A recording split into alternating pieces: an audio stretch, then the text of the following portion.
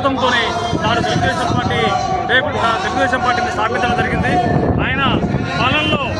అక్కడ ఆ రోజు బడుగు బలహీన వర్గాలు నేడు ఇవాళ వివిధ పార్టీల్లో ఉన్న రాజకీయ నాయకులు, మంత్రులు, ఎమ్మెల్యేలు అని చెప్పంటే నాడు తెలుగుదేశం పార్టీలో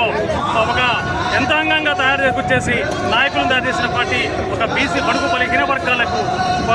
రాజకీయ ఉద్యోగ ఉపాధి అవకాశం కల్పించిన పార్టీ తెలుగుదేశం పార్టీ. ఇవాళ మహానాడు సందర్భంగా కడపలో ఎప్పుడూ లేని విధంగా కడపలో ఇక్కడ వైఎస్ఆర్ గడపలో కాలు పెట్టేసి ఇలా కొన్ని వేల మంది లక్షలతోని వాళ్ళ ఇక్కడ మహానాడు కార్యక్రమం జరగడం కూడా చాలా శుభసూచకం. కొన్ని లక్షల మంది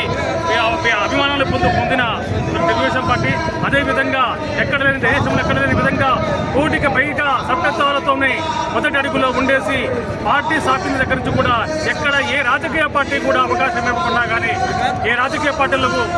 వారికి తలదన్నేలాగా నాటి నుంచి నేటి వరకు కూడా 43 సంవత్సరాలుగా ఈ మహానాడు కార్యక్రమాన్ని ఏర్పాటు చేయడం. అదేవిధంగా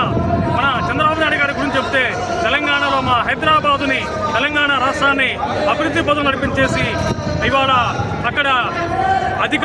అధిక మొత్తంలో ఉద్యోగ ఉపాధి అవకాశాలు కల్పించేసి సాఫ్ట్వేర్ రంగంలో ఇవాళ ఎంతో మందికి యువతలకి ఇవాళ ఆదర్శంగా నిలవడం తెలిసిన వ్యక్తి చంద్రబాబు నాయుడు గారు. అలాంటి వ్యక్తి మాకు ఒక బాధాకరం ఏం చెప్పంటే మా తెలంగాణకి సీఎంగా చేసే అవకాశం లేకపోవడం, ఒక మంచి రాజకీయ పరిణితి చెందిన వ్యక్తి, ఒక అడ్మినిస్ట్రేషన్ గల వ్యక్తిని మేము కొంచెం దూరం చేసుకోవడం కూడా మాకు చాలా బాధాకరం. అలాంటి వ్యక్తి ఇవాళ ఆయన చేసిన సంక్షేమ పథకాలు, ఆయన పెడుతున్న ఏదైతే కష్టపడుతున్నా ఇవాళ 75 సంవత్సరాల వయసులో కూడా రాష్ట్రం కోసం ఇవాళ ఆంధ్రప్రదేశ్ని ఒక అభివృద్ధి కోసం నడిపించడం కోసం బీజేపీతో జరగట్టి రాజకీయ దురంధడుగా భారతదేశంలోనే ఇవాళ మహాకూటమిగా ఏర్పడేసి ఇవాళ దేశంలోనే ఆయన అగ్రగామిగా అత్యంత శక్తివంతమైన సీఎంగా మరి చంద్రబాబు నాయుడు గారు ఉండటం, ఆయనకి ఇంతటి అసాధారణ అభిమానులను చూడబట్టడం, ఆయన నాయకత్వంలోనే మళ్ళీ మన ఆంధ్రప్రదేశ్ అభివృద్ధి ఉందని చెప్పేసి మహాకూటమికి ప్రజలు మొత్తం కూడా ఏకపక్షంగా వచ్చేసి 93%తోనే అతనికి అవకాశం ఇచ్చారని చెప్పంటే ఆయన పరిపాలన దక్షత, ఆయనకున్న పట్టుదల ఇదే మనకు కనబడుతుంది. ఇవాళ అమరావతి రాజధానికి ఆయనను చూసి 33,000 ఎకరాలు ఇచ్చేసిన రైతులకు ఇవాళ ఆయన న్యాయం చేయాలని చెప్పేసి పోలవరాన్ని పరుగులు పెట్టించడం కోసం, అమరావతి పునర్నిర్మాణం కోసం మొన్ననే మనం చూసాం. ఏదైతే మన నరేంద్ర మోడీ గారు బీజేపీ ప్రధానమంత్రి గారు ఉన్నారో ఆయన సహకారంతోనే చేపట్టేసి ఆంధ్రప్రదేశ్ని అగ్రగామి నిలిపించేసి తెలుగు వారి ఆత్మ గౌరవాన్ని దిశలా వ్యాపింపజేసిన నాటి స్వర్గీయ నందమూరి తారక రామారావు గారైతే ఇవాళ అభివృద్ధి పథంలో ఆంధ్రప్రదేశ్ని అగ్రగామిగా చెప్పేసి మొదటి స్థానం కల్పించడం కోసం అహర్నిశలు చేస్తున్న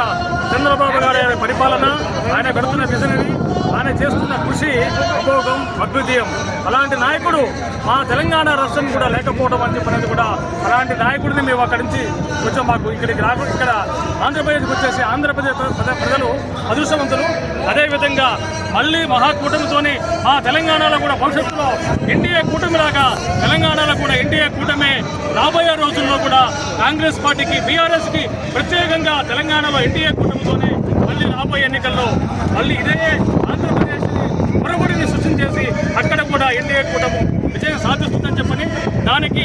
మన పెద్దలు శ్రీ నారా చంద్రబాబు నాయుడు గారు చొరవ తీసుకోవాలని చెప్పేసి ఈ అవకాశం కల్పించిన పెద్దలందరూ కూడా మరొకసారి నా హృదయపూర్వక ధన్యవాదాలు తెలియజేసుకుంటున్నాను.